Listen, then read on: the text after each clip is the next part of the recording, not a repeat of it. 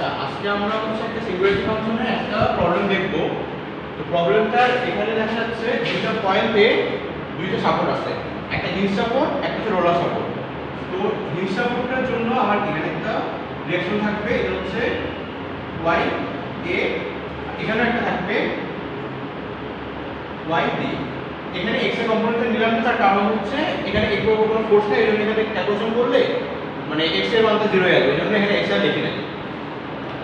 তো singularity function দেখার জন্য প্রথমে আমাদের লিখতে হয় ফোর্সের জন্য w অফ x। এর ফাংশন লিখতে গেলে আমাদের প্রথমে লিখতে হবে যে আমাদের যে লেফট সাইড থেকে শুরু করতে হবে।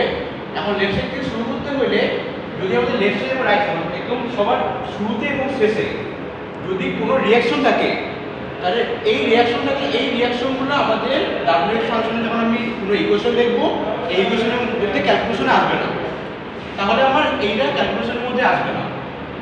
তাহলে এরপরে কি আছে আমার 20। আমরা যেহেতু ফোর্সকে নরমালি উপরে দিয়ে পজিটিভ করি, কিন্তু এখানে নিচের দিকে আছে, এজন্য এখানে হচ্ছে -20। তারপরে নিয়ম হচ্ছে x মাইনাস এই 20 কি ফোর্সটা কোথায় আছে, এ পয়েন্ট থেকে কত দূরে, এ পয়েন্ট থেকে 5 ফিট দূরে আছে, ওইজন্য x মাইনাস 5।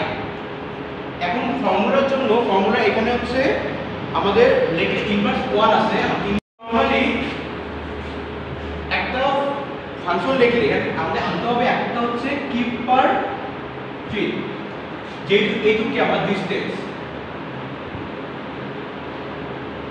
এইটুকু হচ্ছে কি ফোর্স। তাহলে ফোর্সের ইউনিট আমরা কি লিখেছি কিপ, আর ফিটের জন্য আমি যদি ফিট দেই, আমার এই ইনভার্স 1টা মিলানোর জন্য মানে পার ফিটটা মিলানোর জন্য এখানে ইনভার্স 1, এই কারণে ইনভার্স 1 দেওয়া। আর যদি কারো এই কিছু মনে না থাকে তাহলে এটা মুখস্থ করে নেওয়া যায়, কোনো জায়গায় মানে আলাদা নাই। তাই ফার্স্টের জন্য লিখলাম কি -20 x - 5 টু দি পাওয়ার -1। এরপর আবার 40 কিপের জন্য 40 কিপটা কি আবার নিচের দিকে আসে, তাহলে -40। এখানেও আমার লেফট সাইড থেকে কত দূরে আছে x - 10, এখানে পাওয়ার হবে -1। এখন একটা কথা, যদি এখানে মাইনাস থাকে উপরে পাওয়ারে, তাহলে আমাদের এখানে একটা স্টার চিহ্ন দিতেই হবে। আচ্ছা, এইটুকু তো তাহলে বোঝা গেছে হয়তো। এইটুকু বোঝা গেলে আমরা যদি ফোর্সকে ইন্টিগ্রেশন করি, ইন্টিগ্রেশন অফ wx dx, তাহলে আমরা পাবো হচ্ছে শেয়ার ফোর্সের ইকুয়েশন। তো এখানে আমাদের ইন্টিগ্রেশন করার একটা নিয়ম আছে। আমরা নরমাল ইন্টিগ্রেশন ফর্মুলা কি জানি, integration of x to the power n dx equal to কি x to the power n plus 1 by n plus 1। কিন্তু এই জিনিসটা কখন লিখতে পারি, যখন আমাদের n এর ভ্যালুটা হবে হচ্ছে 0 থেকে বড়, সরি 0 থেকে বড়, 0 থেকে বড় হলে আমাদের এই জিনিসটা আমরা লিখতে পারবো। এখন যদি উল্টা জিনিসটা হয়, x to the power n dx integration করব, যদি এটা n এর সমান হয় বা ছোট হয়, তাহলে ইন্টিগ্রেশন করার ফর্মুলা হচ্ছে x to the power n plus 1।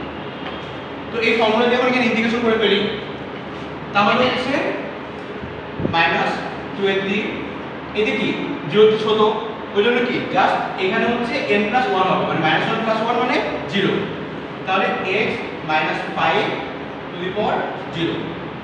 তো সেম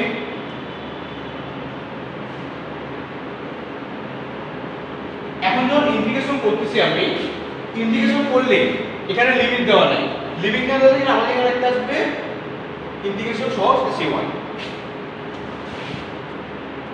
আচ্ছা, এইটুকু যদি বোঝা যায়, তাহলে সেম ভাবে আমরা যদি এখন এই শেয়ার ফোর্স ইকুয়েশন থেকে আবার ইন্টিগ্রেশন করি, তাহলে আমরা পাবো কি মোমেন্টের ইকুয়েশন। তাহলে আবার করি, এটা কি 0 সমান, 0 সমান মানে কোনটা, আমরা আবার এই সূত্র ব্যবহার হবে, তাহলে -20 x - 5 two the power 1 -40 x - 10 two the power 0 c1। Integration of c1 x হচ্ছে c1 dx হচ্ছে c1 c1 x আবার c1 x এখানে x to x না sorry c1 x to x না এটা এখানে ইন্টিগ্রেশন করলে আমরা পাবো হচ্ছে c2 আর ইন্টিগ্রেশন সহ। তাহলে আমরা তো ইকুয়েশন পাই গেলাম। ইকুয়েশন যদি আমরা পাই যাই আমাদের এরপরে মানে ইকুয়েশন দেখতে হবে যে ইকুয়েশনে আননোন কয়টা। ইকুয়েশনে আমার এখানে আননোন হচ্ছে c1 একটা আর c2 একটা, দুইটা আননোন আছে। আমাদের মনে রাখতে হবে যতগুলো আননোন ততগুলো ইকুয়েশন থাকতে হবে। তো আমরা এখানে সহজেই বলতে পারি যে এখানে বাউন্ডারি কন্ডিশনে অ্যাপ্লাই করি আমি, এখানে দুটো রিঅ্যাকশন আছে, এই রিঅ্যাকশনগুলো আমরা কোনো ফোর্স কাউন্ট করি নাই। আমাদের এই ফার্স্ট পয়েন্ট এবং লাস্ট পয়েন্টে এখানে রিঅ্যাকশনে মোমেন্টাম মান 0 হবে, মানে MO 0 সমান 0 এটা হচ্ছে আমরা লিখেছি বাউন্ডারি কন্ডিশন। MO 0 সমান 0, আরেকটা হচ্ছে MO এখান থেকে এখানে বিশেষ কত আছে 20, MO 20 সমান 0। তো বাউন্ডারি কন্ডিশন অ্যাপ্লাই করলে এখানে আমার হচ্ছে MO 0 সমান 0 আসবে, MO 20 সমান 0 আসবে। তাহলে আমার এই যে m এবং x এর ফাংশনটা আছে এখানে এখন যদি আমরা এই ভ্যালু 0 এবং 20 ভ্যালুতে বসাই দেই তাহলে আমাদের c1 এর মানটা চলে আসবে। শর্টকাট থেকে এখন দরকার নেই, আগে নরমালি বসাই। তো m 0 বসাই দেই, এখানে কি থাকবে -20, 0 বসালে কি -5 টু দি পাওয়ার 1,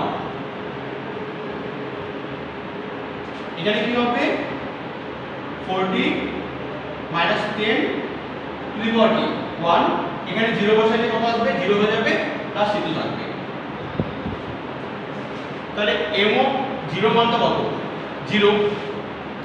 তাহলে এখন এখানে একটা কথা আছে, আমরা যখন এরকম ক্যালকুলেশন করব, ক্যালকুলেশন করার সময় শুধুমাত্র এখানে আমরা প্লাস প্লাস এবং প্লাস 0 এই দুইটা ফর্ম ছাড়া অন্য কোনো ফর্মে যদি আমাদের কিছু আসে তাহলে আমরা সেটা ক্যালকুলেশনে গণনা করব না, আমরা ডাইরেক্ট বাদ দিয়ে দেব। তাহলে এখান থেকে আমার এই জিনিসটা কি ক্যালকুলেশনে বাদ চলে যাবে, এই জিনিসটা কি মাইনাসের উপর পাওয়ার আছে প্লাস তো নাই, তার মানে এটাও বাদ চলে যাবে, থাকবে কি c2। তাহলে c2 এর মান কত চলে আসবে 0। তাহলে আমরা লিখে রাখতে পারি c2 সমান কত 0, একটা ভ্যালু চলে আসলো আমার। এরপরে আমরা করতে পারি আবার এই ইকুয়েশনে আমরা এই যে ইকুয়েশনটা আছে এখানে আবার m এর ভ্যালুটা x এর ভ্যালুটা 20 লিখতে পারি। তাহলে m অফ 20 কি থাকবে -20, তাহলে হচ্ছে 20 থেকে 5 কেটে কত থাকে 15 টু দি পাওয়ার 1 -40, এখানে থাকবে 10 টু দি পাওয়ার আচ্ছা এখানে একটু ভুল হয়েছে, এখানে 1 হবে 1 প্লাস c1 x এর ভ্যালু কত 20, c2 মান 0 এটা লিখলাম। তাহলে এখান থেকে ক্যালকুলেশন করি আমি, এখানে 15 ইনটু 30 -300, এটা হচ্ছে